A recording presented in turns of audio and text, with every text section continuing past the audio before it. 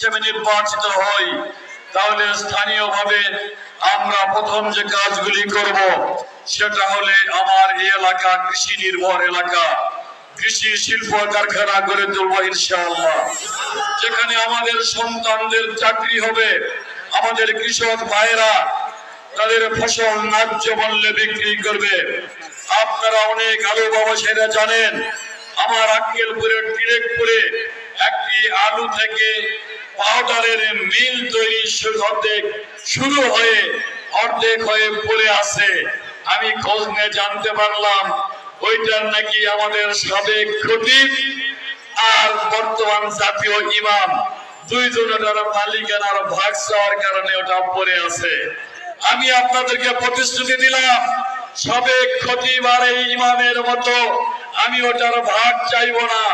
আমি নির্বাচিত হলে প্রথমে রাষ্ট্রীয় ভাবে ওই উদ্যোগটাকে সহযোগিতা করে ওই মিল চালু হবে, আমাদের আলু ন্যায্য মূল্যে বিক্রি হবে ইনশাআল্লাহ।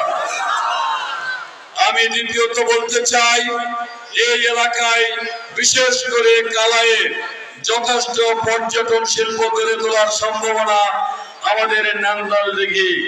এই নান্দাল দিঘিকে পর্যটন কেন্দ্র, খেতলালের আসরাঙ্গা দিঘি, হিন্দা কসবা মসজিদ, তুলসীগঙ্গার বিলের ঘাটগুলিকে পর্যটন কেন্দ্র রূপে গড়ে তুলে আমি এই এলাকার যুবকদের কর্মসংস্থান এবং বৈদেশিক মুদ্রা অর্জনের জন্য ভূমিকা রাখবো ইনশাআল্লাহ।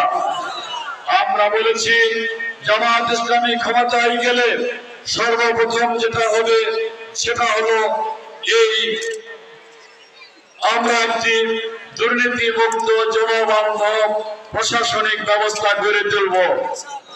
আমি খোঁজ নিয়ে দেখেছি রাস্তায় মোড়ে বসে একজন পঙ্গু 2 টাকা 1 টাকা করে নিজের পেটে খাওয়ার জন্য মানুষের কাছে সাহায্য চায়, আর সে যখন একটি ভাতার কাজ করবার জন্য লাইনে দাঁড়ায়, আমার এলাকার নেতারা ওই ভিক্ষুকের কাছ থেকেও 5,000 টাকা খায়। আমি পরামর্শ দেই, বন্ধু তোমার নেতা হওয়ার দরকার নেই, ওর পাশে দাঁড়িয়ে ওকে 2 টাকা দিলে তোকে 20 টাকা দেওয়া হবে।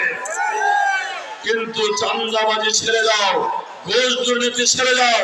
জামাত ক্ষমতায় গেলে ইউনিয়ন পরিষদ থেকে শুরু করে সচিবালয় মন্ত্রণালয় পর্যন্ত প্রত্যেকটি রাষ্ট্রীয় সেবা পাবেন বিনা ঘুষে বিনা অনিয়মে ইনশাআল্লাহ।